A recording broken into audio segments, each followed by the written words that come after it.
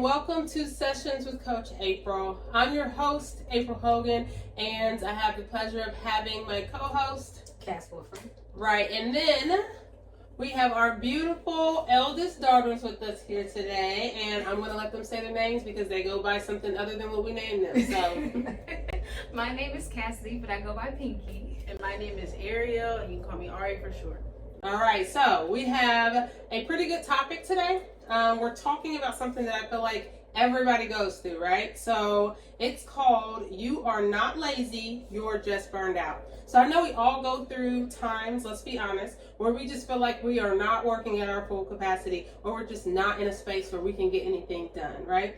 There are other things that come with that than being lazy. Being burnt out, right? You feel like you're procrastinating, but you're just really overwhelmed, right? So that's what we're talking about today. I'm going to start with the first question, you guys.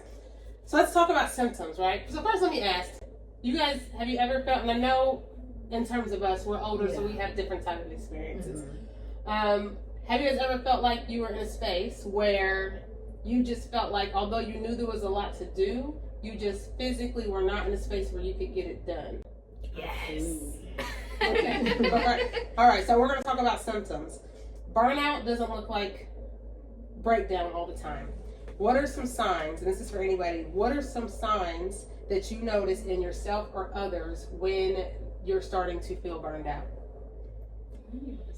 Yeah, like zoning out, or I catch myself not.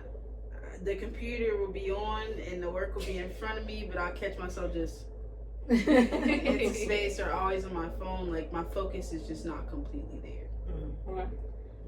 I would agree and attest to that. I definitely think that the mental cloudiness is a huge one. Like just being tired. I guess you could say mentally exhausted, because I literally just got done feeling like this. So I'm speaking from experience. But yes, like just feeling like stuck. Like you know you can physically do it, and you know you need to physically do it, but like mentally, like it's just like I can't. Like, yeah. Mm-hmm. So we kind of started talking about this a little bit. So go ahead. Go ahead and say. And actually, I just wanted to briefly point out that we talked about this earlier. We were having our office meeting. That sometimes you have like the puzzle in front of you, but like, I just can't put the pieces together. Like I just cannot figure out how to put these pieces together. And you know you can do it, right? Because you've done it before. But that's another symptom of just burnout. Where it's like I just cannot comprehend how to do this right now. Yeah, absolutely. I call it. Because my burnout, and I'll say all the time, and I'll get more into that later, looks different than what I think most people's burnout looks like. But I do get to a point where it kind of feels like your mind is racing. Mm-hmm. Like, that's probably one reason, even as a business consultant, I don't like making lists. Because it feels like when I make a list, oh my gosh, there's so much to do, right? Mm-hmm. So, I feel like my space of burnout is not necessarily like not being able to work, because I'm a workaholic. I tend to release my stress by working, but it does come in just not wanting to be around anybody. Yeah. Like I don't want to be around nobody. I don't want to talk to anybody. Don't ask me to do anything. I'll do stuff, but don't ask me to do it. I want to do what I want to do when I want to do it. Don't bother me, type of thing. And then I'll cry a lot. I get into my emotional, where everything makes me cry. I don't feel like I'm making it yet where I want to be. But yeah, so that's my burnout. I mean, some people think burnout is just being tired, but it can also show up as like you said, brain fog, anxiety, or even just guilt over resting, and that's a big one. It's just feeling guilty for needing a break. Mm-hmm. So what's one invisible sign that you guys experience when you know you've hit that quote of just being burnt out? Oh, wait. And April, you can jump in and start this one too. Yeah. Okay, so one sign, I'll say emotional. I get emotional. Yeah. Like, I'm typically I can fix everything. I got an answer for everything. And my burnout comes because I'm generally always fast paced. Like in my mind, oh, I got this. Ooh, that needs to be fixed. I got this. Oh, this needs to be done. I got this. And it'll get to a point where it just seems like, oh, wait a minute.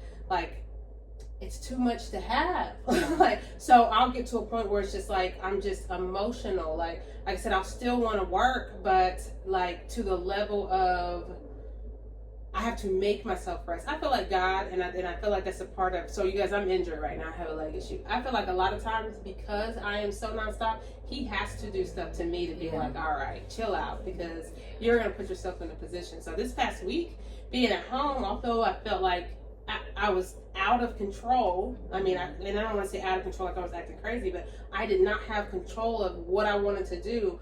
I also realized yesterday I got so much done because it like, man, you just had time to just, and no one else coming back to the office this week. I stayed up till probably like 10. I woke up at 2 and worked till like 5 because it's like, I'm excited. Like I had some time to just, so. You sent a new planner notification last night. You did,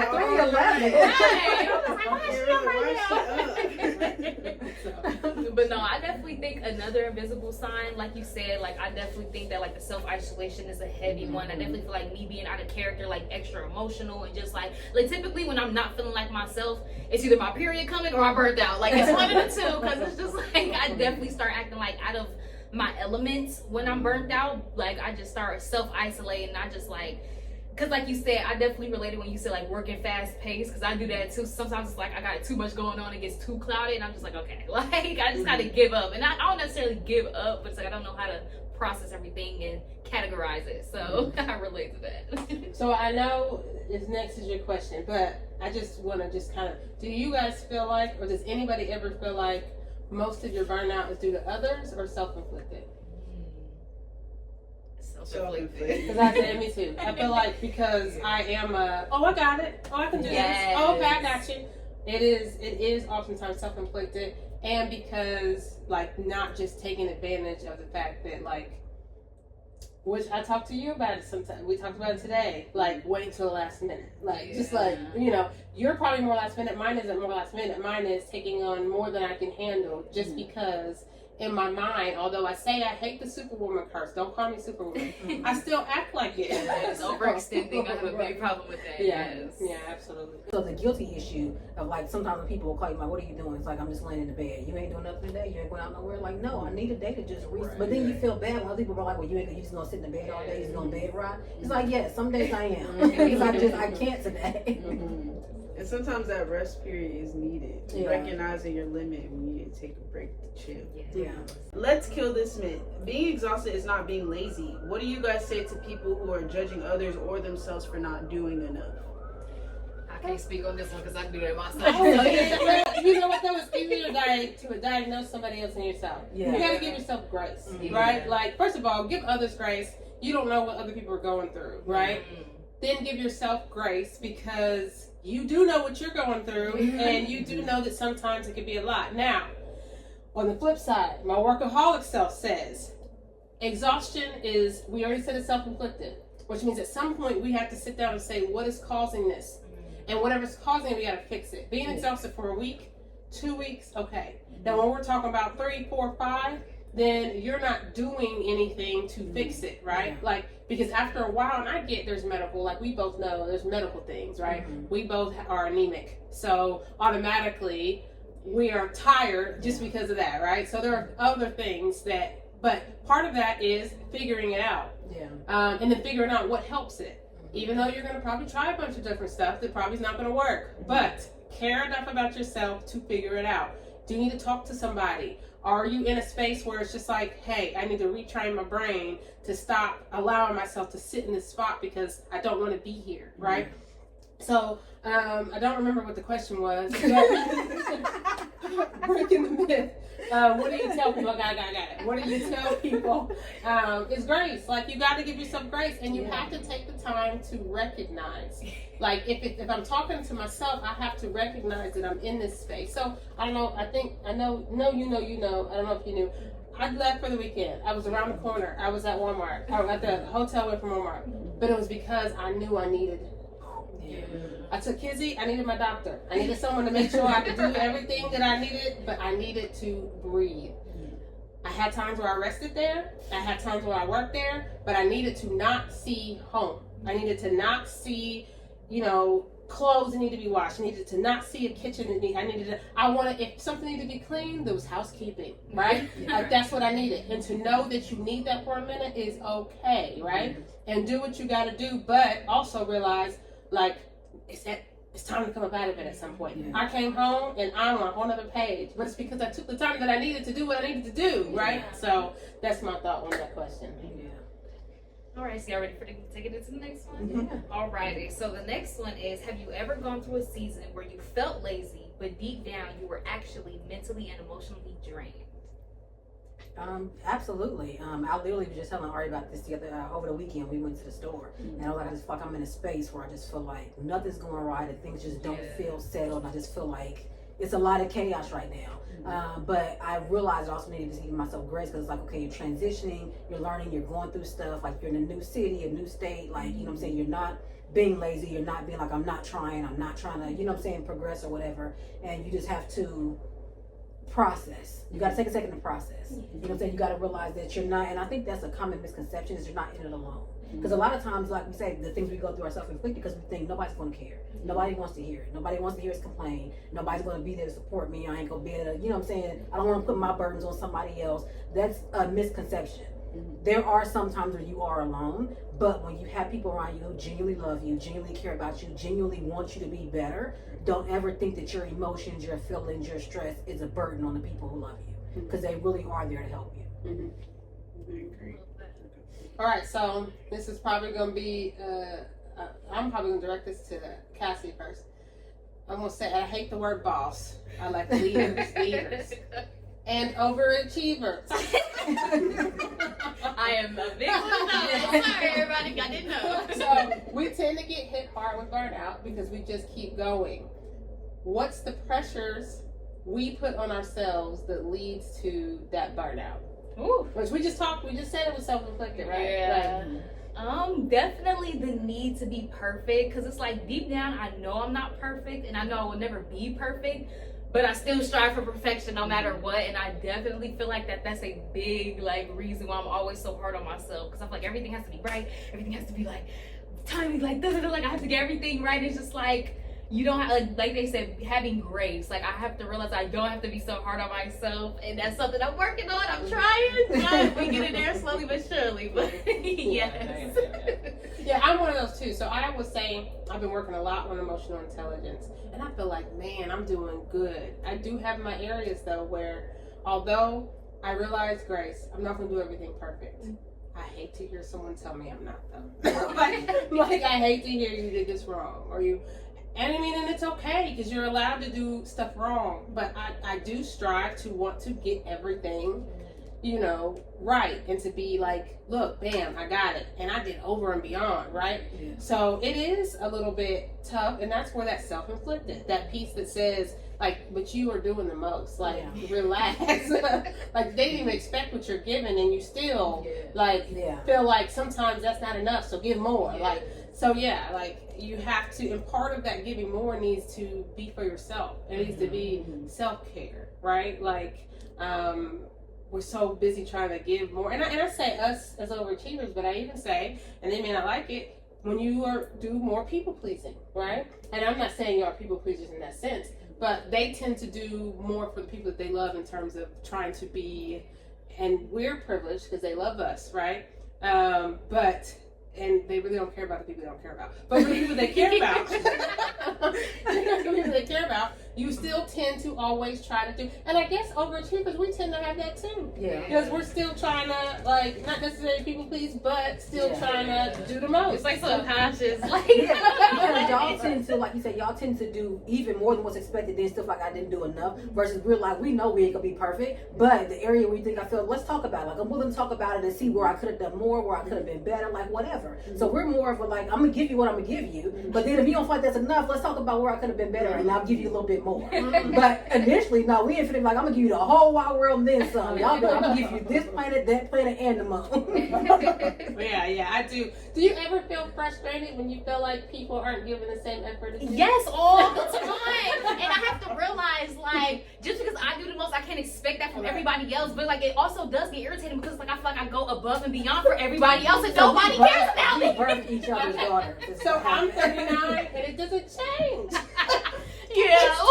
But still, it's what the heck? But the thing is we also do have to try to understand, people love you the way that they love, right? Yeah. If that's not their natural thing, they're not going to naturally do that. That just happens to be naturally how we operate. Yeah. So it feels like, oh my gosh.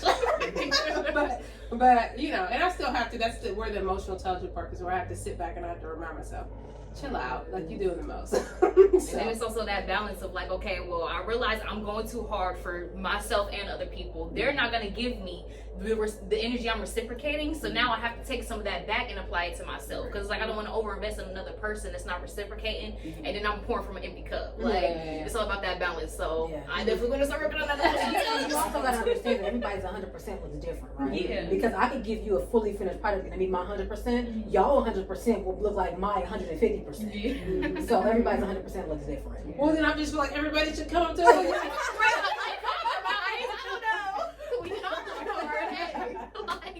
Take some notes from it.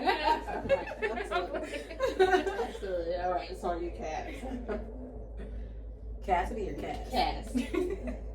My Cass. Right. Okay, so let's be real. Sometimes rest feels like guilt.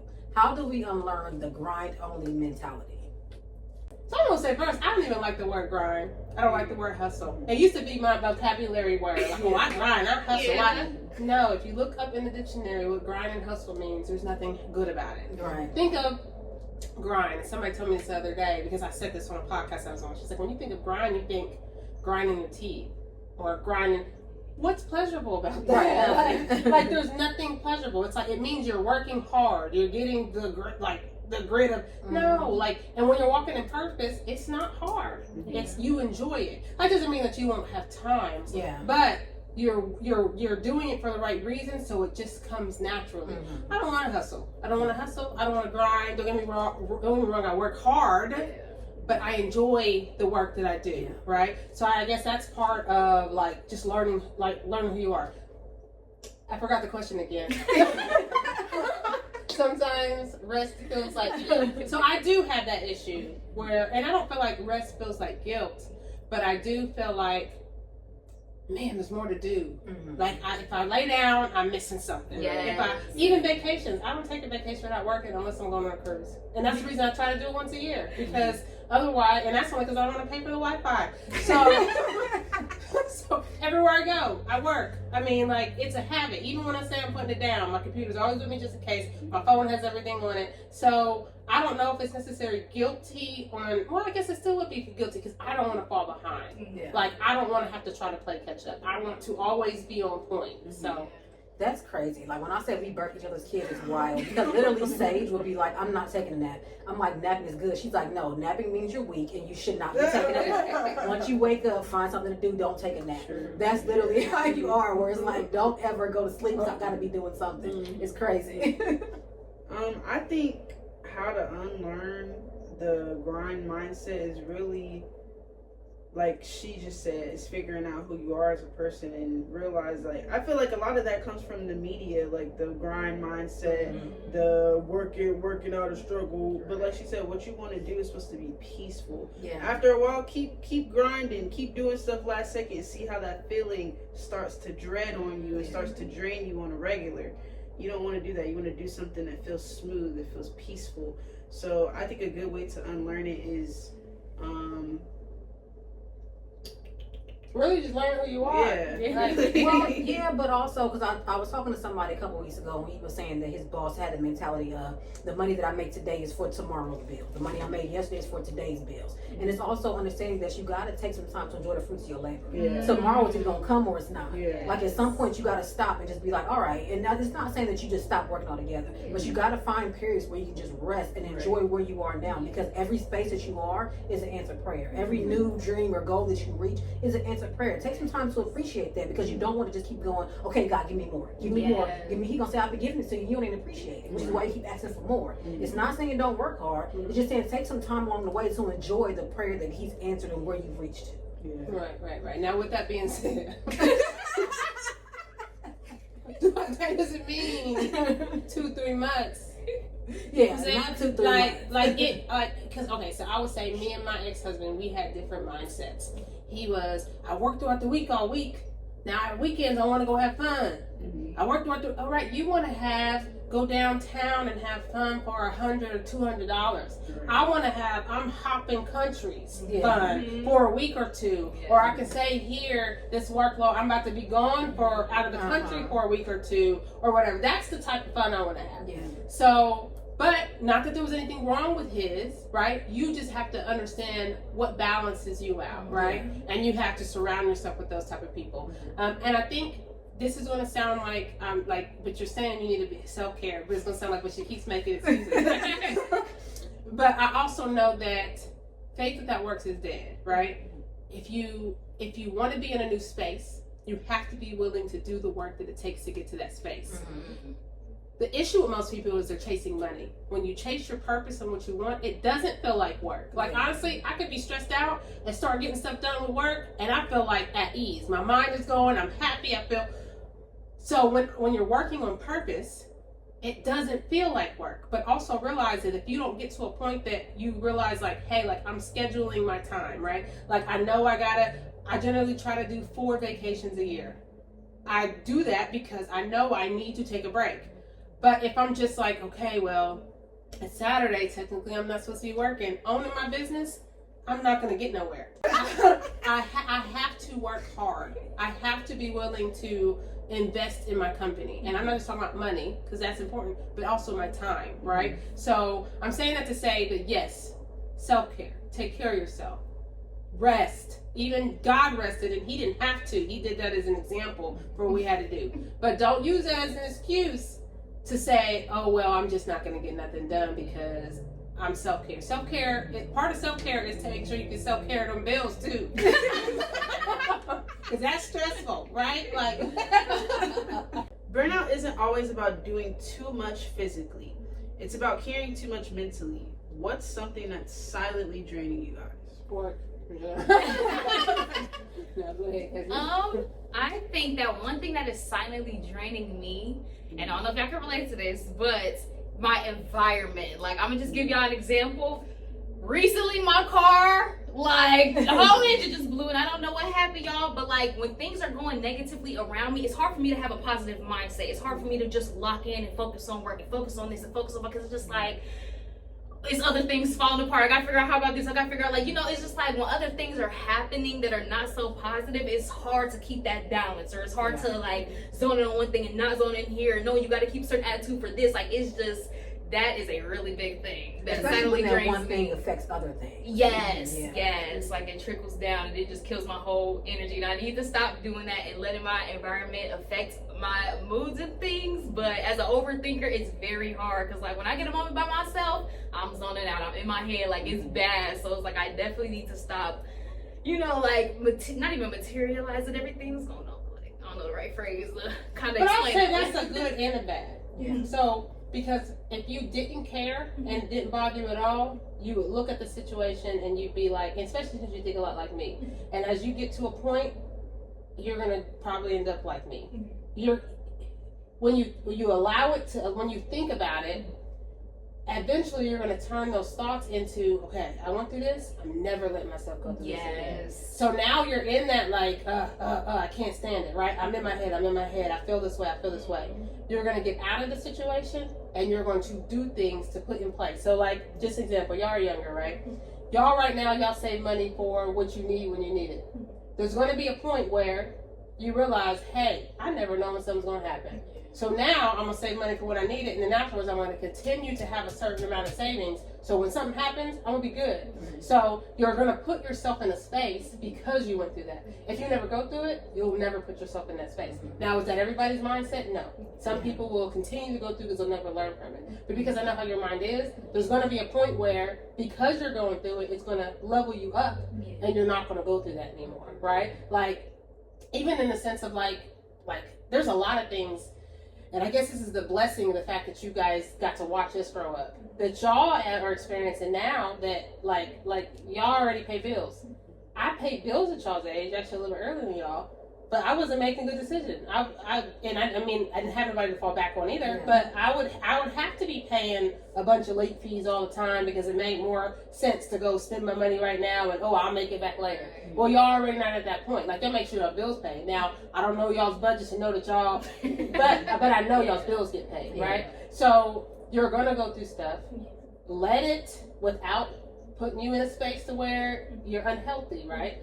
But let it get to you a little bit, because it getting to you a little bit is you're gonna work your way out of that, and you're not gonna go through that again, right? And the thing is, there's a difference between like letting it get to you where you learn from it versus letting the water outside the boat get inside and sink the whole boat. You know what I'm saying? Like you don't internalize it to the point where you're just like, I'm depressed, I'm defeated, I just can't move forward from this, and then you sink into a black hole of abyss. Because that's easy. That can easily happen too. I've been there before. You can easily just take whatever you're going through and internalize it and blame yourself and just think I'm the worst person in the world, and you feeling like all deep and dark and depressed. Don't internalize it. Like deal with it, categorize it, and be like, all right, this is the lesson, this is the stepping stone. I'm gonna move forwardly going different. I'm gonna move differently going forward. You know what I mean? But yes, I just don't internalize to the point where you just fall into that deep hole of depression about it. Right.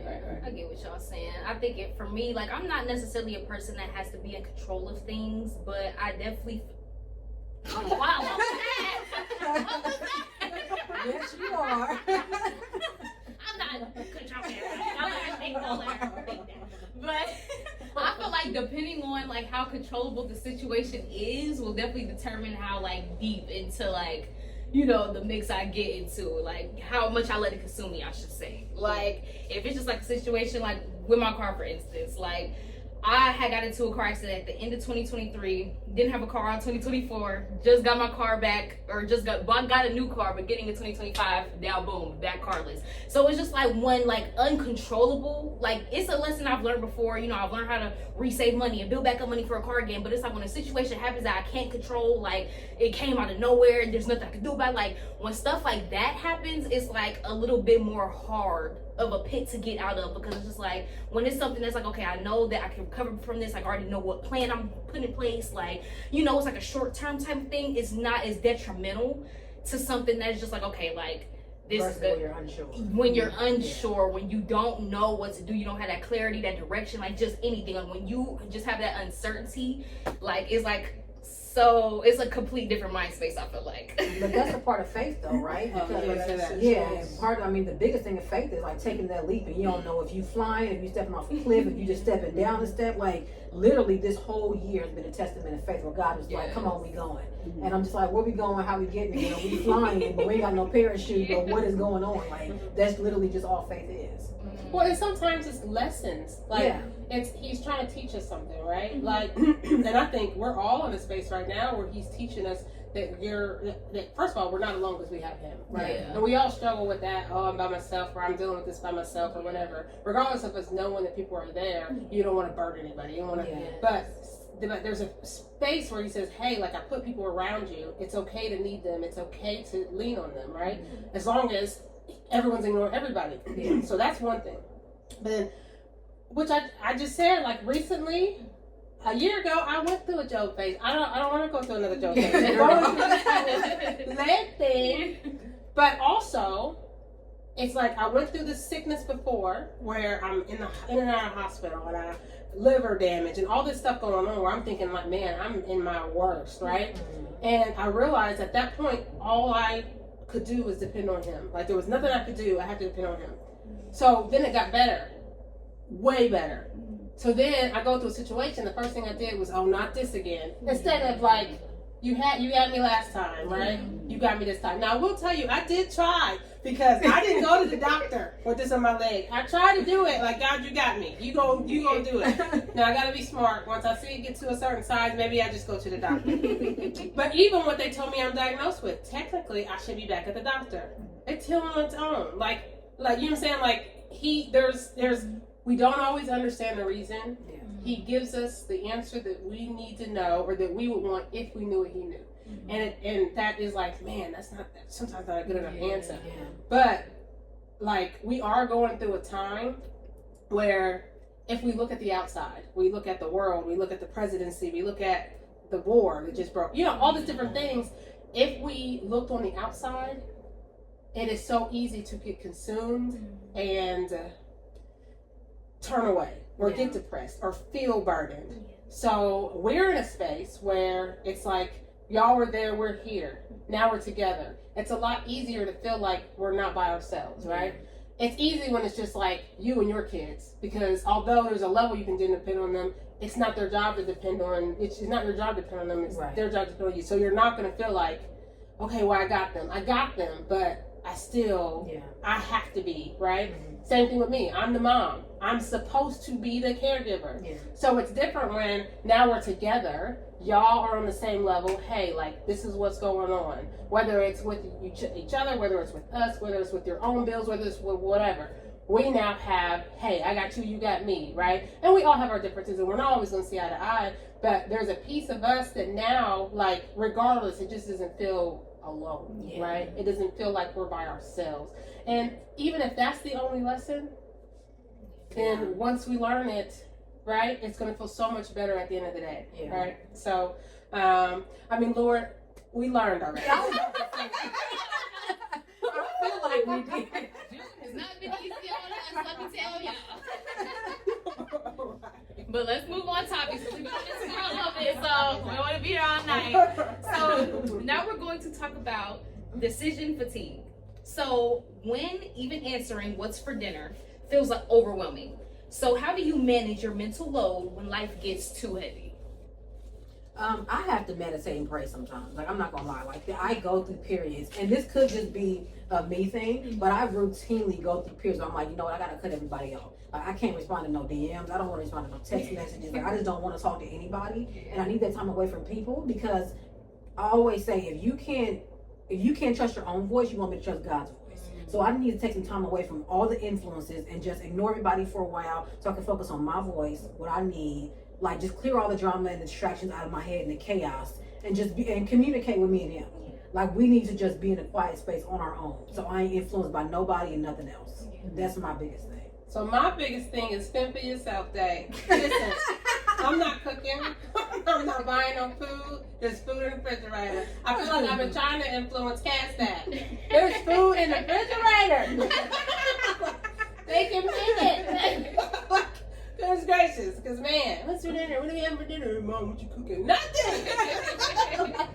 Goodness gracious. And then my room is my best friend. Like, I think, and this is not good, and one day I will find someone that I don't feel this way with. I feel like not having a spouse makes it so much easier to eliminate the decision fatigue, because although my kids depend on me, my kids are very independent, so I can say, hey, like, not right now, or, you know, and they kind of like do for themselves, right? They figure it out. They may not be happy about it, but they figure it out. When you're not within the right relationship, that's not as easy to do. So I definitely think just being able to, like, disconnect, especially as an introvert, man, just being able to disconnect. And then the lovely part is understanding that, having people around you that understand if you disconnect, don't take it personal. Yeah. Like, because it has nothing to do with you, it's me. I need a minute, right? Doesn't matter. It doesn't matter who it is. I just need a minute. So, yeah. The question was what healing looks like for you during a period where you're draining. Yeah, how do you manage mental load when life gets heavy? Take a nap. That's a good one too. Yeah, take a nap. I think even finding something that you enjoy doing. Yeah. Like, I would tell you that's probably one thing I do miss about Sage, is although that baby is a little aggravating, it's so easy to make her happy. So if you're down and you can make her happy, even if she probably won't leave you alone, right? It does feel good. Like, you know, you feel like there's a point where you feel like, man, I just can't please nobody. But she just is so easy to just do something and make her happy. So, so that would be. It's just find something you just really enjoy doing. It's not stressful. Yeah. So, all right. So let's give people some tools. What's one thing you started doing differently to recover from burnout? I've been doing a lot of puzzles lately. Like little activities, self-care, like things just around the house, and just kind of, you know, release my mind for a little minute, like little escape tools and techniques that are still like healthy, but, you know, definitely helps me decompress a little bit. I've been eating a puzzle up, y'all. I'm watching Scandal. Ooh, I love that show. Yeah, it's so good. I've been watching Criminal Minds. Uh-oh. Listen. I like to color more nowadays, and I need to get back into it, but I like doing like an hour walk like right before I go to bed. I feel like it helps clear all my I will say, doing stuff that's just for me. I'm one of those people. I don't want you to interrupt what I'm doing for me, right? So like we all know we out there trying to date. Like literally all of us are trying to date or whatever. And you know, guys be like, "When I call you, are you watching your show?" No, you can't call me right now. Like I know we trying to get to know each other, but while I'm watching my show, and I'm decompressing. I don't want to talk to you. I don't want to FaceTime. We can just sit on. I don't want to look at you. I want to look at my show. You almost waste my evening. Exactly. Yeah, that's kind of how I feel. So. Yeah, like if I didn't decide to call you, then exactly. Another thing is gratitude. Gratitude helps you realize that all of the things that is overwhelming you are actually like big blessings that are sitting on you, and even if they are very extremely heavy, they weren't put on you for no reason. So just have gratitude, even though you don't want to feel that way. Thank God that I have this much work to do to greater my legacy. Try to find a way to flip it. Yeah. And touching on what she said earlier, you know, it's like, it's understanding that God, you had me before. I know you're going to have me again. So even though it's hard right now, you've already brought me out of this before. Which, I have to say this, I know when you get to different levels, God will give you, like, he'll keep repeating some lessons. But why? Because it's parts of it. It's almost like you didn't pass it fully. Maybe you passed it with a C, but I knew you couldn't handle it more, so I brought you out of it. So now I gotta bring you back. That's what I be feeling like. But sometimes it's just like, tell us what part we didn't pass. Right. Because I don't want to go through the whole thing. Exactly. Like, that's my point. Round 2, fight. I don't want to. At least you don't want to take I'm tired, Grandma. Okay, so sometimes the fix isn't spa days, it's boundaries, naps, therapy, or just saying no. What surprised you about your own healing journey? The boundaries. Which I'm not even like all the way over my people pleasing just because I love really hard, but like setting boundaries really was like a big one for me. Like just being comfortable to say like no, and then like, oh, that didn't actually feel bad. Like, cause I used to feel like crap. Like even if I was telling somebody no, and it's like I knew if I told them yes that I would be uncomfortable, like doing things out of my own discomfort to please other people. Well, that's literally the definition of people pleasing.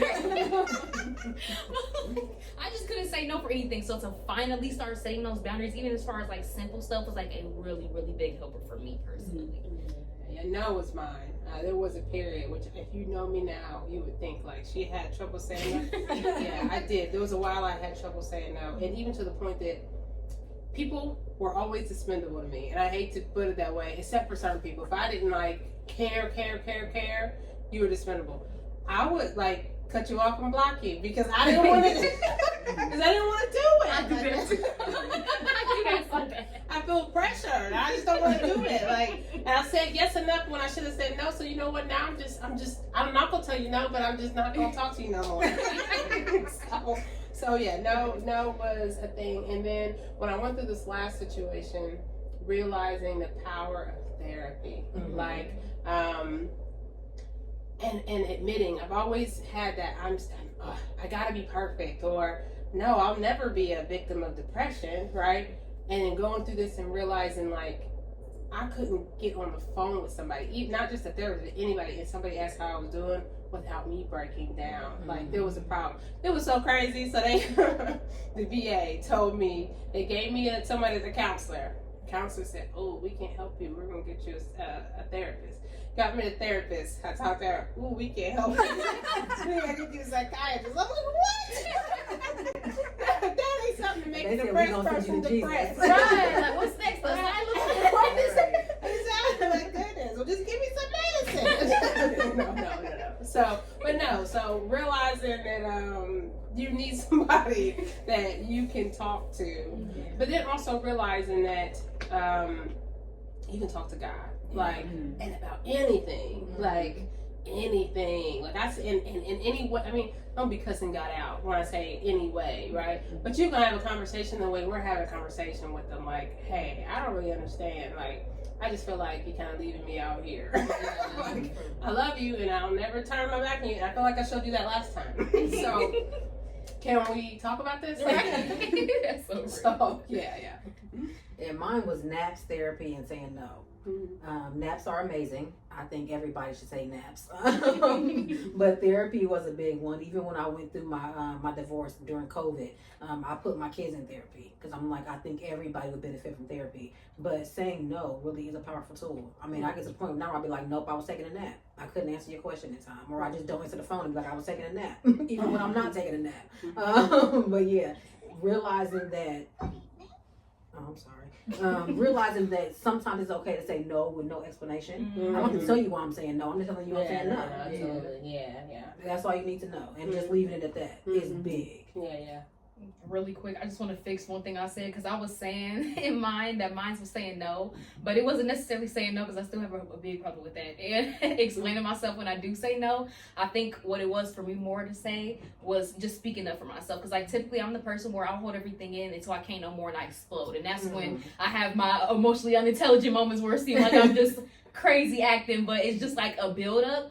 And so being able to like speak for myself and be like because like they always say like nobody's ever gonna fight for you, like you come into this world alone, you're gonna leave out alone, like things of that nature. But like being my own advocate really helped me because I just realized like, nobody's gonna speak up for me. So if I'm feeling uncomfortable, I'm the only one who can get me out that situation. Like if it's something I don't want to do or I don't like to do, whatever case, like I'm the only one who can, like nobody's gonna know unless I say anything. So I feel like that's in mine. Not necessarily getting out of people pleasing, but just being my own advocate and really like being confident in that role. Absolutely. Yeah.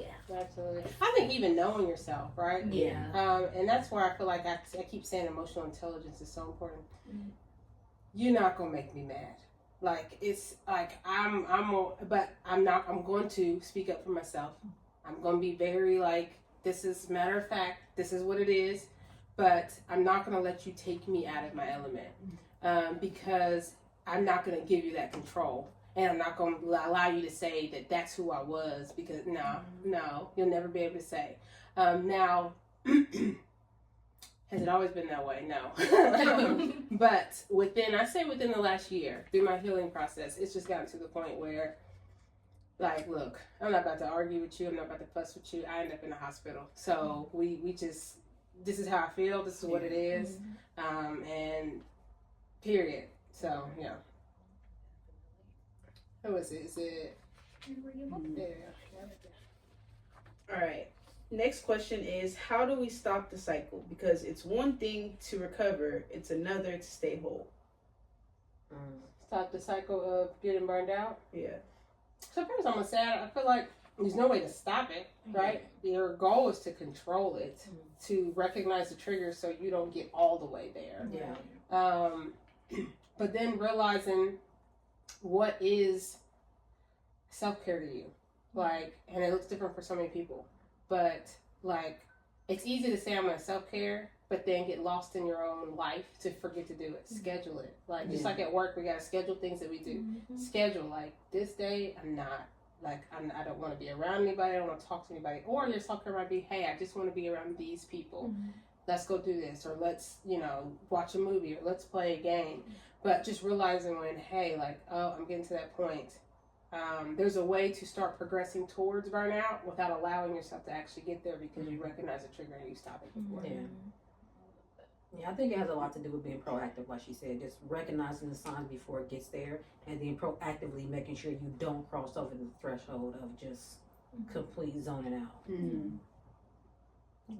I say create routine, sort of kind of the same thing that they're both saying, but make sure that you prioritize that time just as if you were prioritizing like a task at work.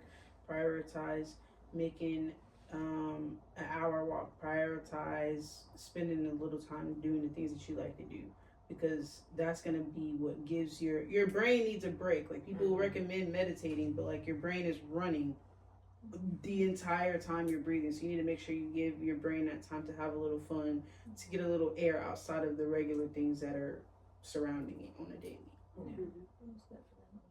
All right, so for our next question, what is one boundary or habit you've created to protect your peace on a regular basis?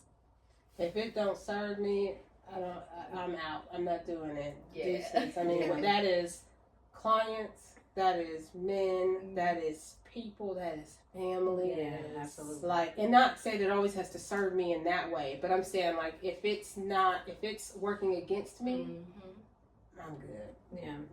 So Most definitely. Yeah. Covered it, cuz it's the same thing. I'm at a point where it's like, if it's gonna cause me anxiety, I don't want to do it. I don't want to be around those people, especially family.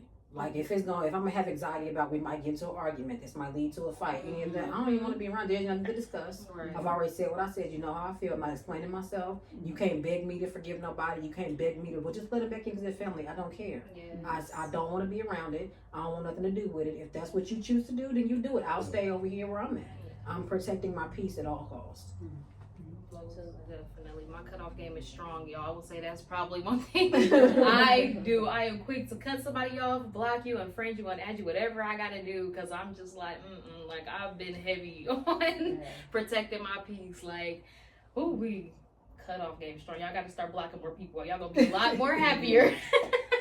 There's just one meme I really like, and I anytime I get in my head about anybody that I had to dismiss from my life, I watch it. He says, one thing is I'm not a chaser. If we don't talk, we don't talk. Because it was one time that I didn't even know you, and I was just fine. Exactly. Absolutely. Yup. They come and they go. Yeah, absolutely. I think it's... To the women who are watching, who feel lazy, unmotivated, or disconnected, what would you tell her right now? First of all, how long you been feeling that way? If it's been 2-3 months, then we can do it. Get yourself out of it. Like, but no, go ahead. I would probably tell her, like she said, within reason. But I mean, sometimes, people don't have the means to, get themselves out of it in that time frame, and they just spiral into a dark hole. But give yourself some grace. You can get out of it, but it's going to take some shadow work, and it's going to take some proactive steps on your end, right? Because taking that first step is always how you begin. You don't know how long it's going to take you to get there, but just take that first step, and then take another step, and then the rest of the steps will follow. You have to do something, though. Yeah. You can't just sit in it. You have to do something. Yeah. So give yourself grace, but at the same time, take steps to get out of it. And that's more what I mean. So I don't mean like 2 weeks you should be instantly out of it. I'm saying like if you need to sit in it for a minute, that needs to be brief. That can be a day, 2 days, 3 days, 4 days, a week max. After that week, now you kind of need to start figuring out what's causing it so you can start working your way out of it. Like, don't sit in it longer than a week. Honestly, a week is a little bit too long, but I'm just saying, don't sit in it willingly, right? You may be sitting in it 2-3 months down the line, but you're taking steps to progress or working, but you're not choosing to just sit there in it. So that's what I mean. I hate to be like, oh, she's just so, so do something. You got to do something, right? So even she said like she, and I'm not saying how she said it, but at the end of the day, there's one person you have to look in the mirror at every day, regardless of who else is around, and that's yourself. So you have to take care of yourself, whatever that looks like. So my advice to y'all at home would be to play Get Up by Mary Mary, Go wrong with gospel. God gonna always do it. But like also just a quick reminder, like burnouts can come from hormonal things, with you and your period, menopause, things that it can come from many different things, but the biggest reminder is just to know that it's a season. It's always going to be temporary. And 9 times out of 10, it is a mental thing. It is a thing that is coming from just overthinking and self-inflicted. So just remember that it is a time and it is a season and it is not permanent, but live your life. Like, get out of that. Like, you are young, you are beautiful, like you have a lot of things to do and accomplish. So like, just get out of that season and just live your life, because tomorrow is not promised. So take advantage of today and just remember that every time you get unmotivated. And I want to address the self-inflicted part, because I don't want anybody like, well, other things stress me out. True, right? Not that everything is self-inflicted. The thing is, it's only 10% of what happens to you, and it's 90% of how you react to it. So at the end of the day, you do have the power to step out of it. You control how you react, right? Even when things seem like they just keep happening.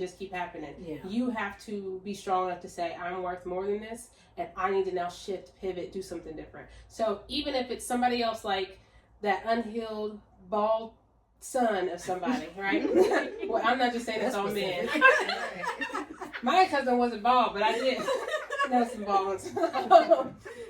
But I was just trying not to point him out.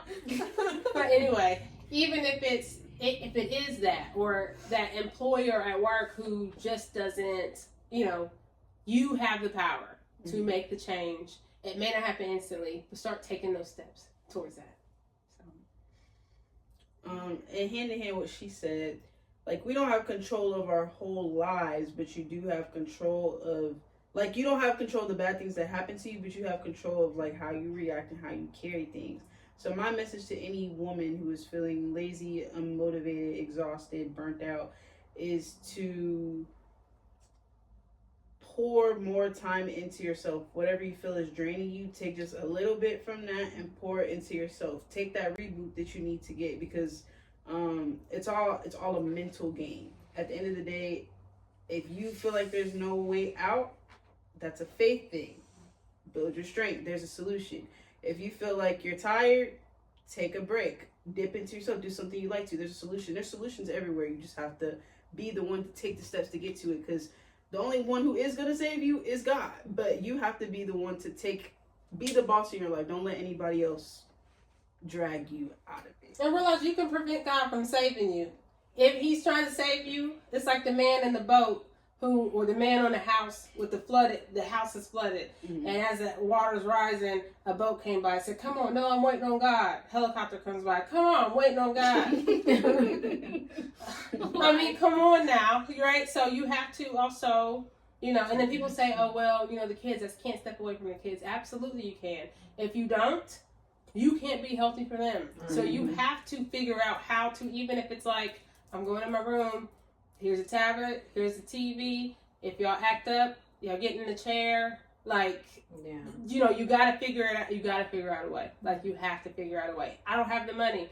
Well, then do something that doesn't hardly cost anything. Run yourself a bubble bath. Like, you can use Dow soap. Mm-hmm. Like, you ain't gotta, you know what I'm saying, be all fancy, and just, you gotta do something though. Yeah. So, what's your reminder to yourself when burnout tries to creep back in?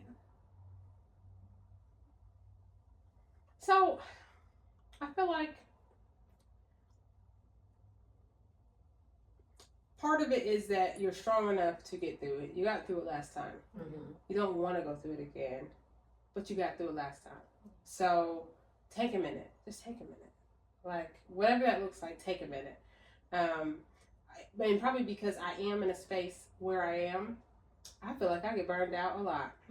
Again, I react differently to it. But I feel like I do deal with a lot of burnout. Mm-hmm. But I also am way better now where I'm in my life to recognize it before it gets too much. Right. So, I mean, I feel like Hilton be getting all my money. I'm always staycationing. And getting the points too, though. I do, so yeah. Alrighty. My thing is, there's only one thing in life that will inevitably kill you. The rest of it, you're going to survive. Mm-hmm. So what's the one thing? You don't know yet until you're dead.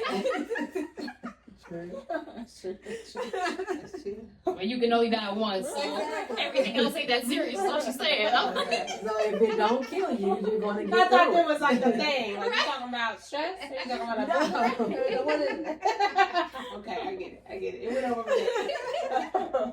Doesn't happen often, but it did this time. Sis, you are not lazy. You are not unproductive. You are not broken.